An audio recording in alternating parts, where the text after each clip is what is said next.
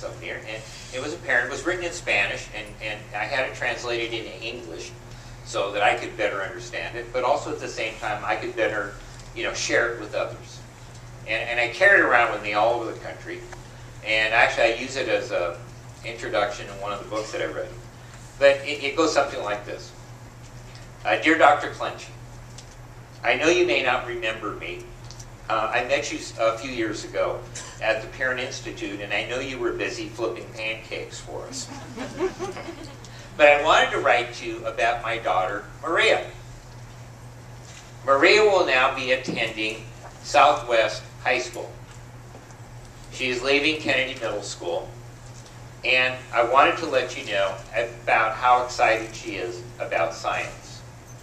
When she was at McKinley Elementary School, she used to come home every day, and she and her grandmother and I would sit around the dinner table, and she would tell us about her experiences with plants, her experiences with magnets and motors, her experiences with all other types of science things. In fact, when I was picking lettuce in Salinas, California, she used to send me letters about what was going on in science.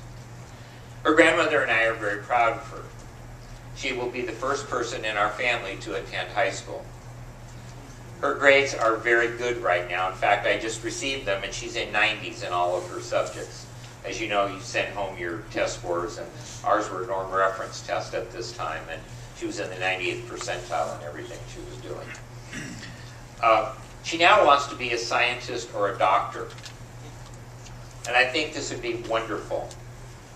If she were a doctor, she could come back and really provide a lot of service to our poor community. I really want to thank you and all of her teachers for giving my daughter a pathway for her life, one that will be brighter than mine, but ever so valuable to our poor community. God bless you, Rosa Lopez. Every one of you have children in your schools that are similar to Mrs. Lopez's daughter.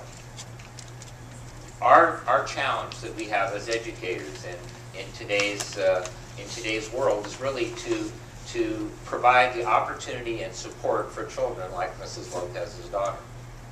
They are the truly underrepresented students that we have in our schools.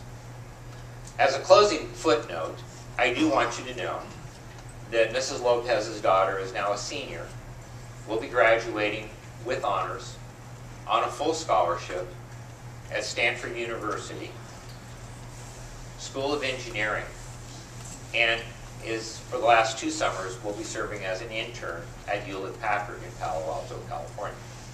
She may be the next one that will be designing some of the things that we saw today. With that, I want to thank you for inviting me here today, and you've lived up to your reputation.